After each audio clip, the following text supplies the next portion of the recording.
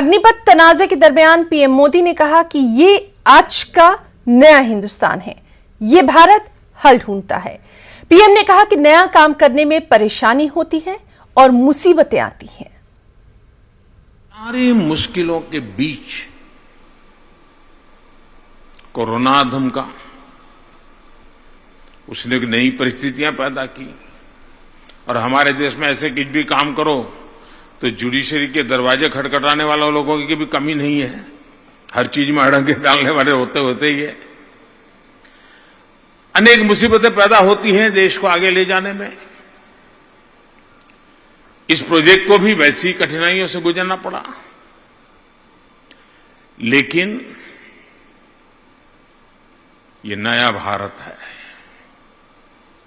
समस्याओं का समाधान भी करता है, नए संकल्प भी लेता है और उन संकल्पों को सिद्ध करने के लिए अहरनिश प्रयास करता है। अग्निपथ स्कीम के हवाले से राहुल गांधी ने पीएम मोदी पर हमला किया और कहा कि मुसलसल नौकरियों की झूठी उम्मीद दिलाकर नौजवानों को बेरोजगारी के अग्निपथ पर चलने पर मजबूर किया गया। 8 साल में 16 करोड़ नौकरियां देनी थी, लेकिन नौजवानों को सिर्फ पकौड़े तलने का इल्म हुआ। राहुल गांधी ने ट्वीट करके मजीद कहा कि मुल्क की मौजूदा हालत के जिम्मेदार सिर्फ पीएम मोदी हैं।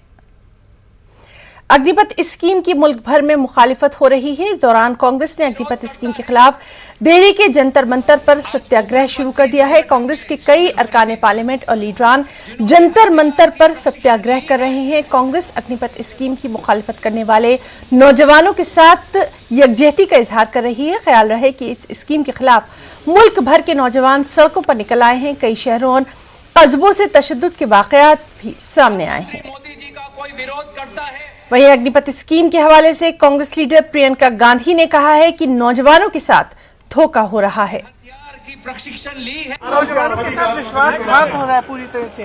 वो राष्ट्र सेवा करने के लिए भर्ती होना चाहते हैं, पूरे अपने परिवारों की देखभाल करने के लिए, पूरे जीवन भर के लिए। गलत हो रहा है जो हो रहा है, ये स्कीम वापस ले। आरजेडी लीडर तेजस्वी यादव ने प्रेस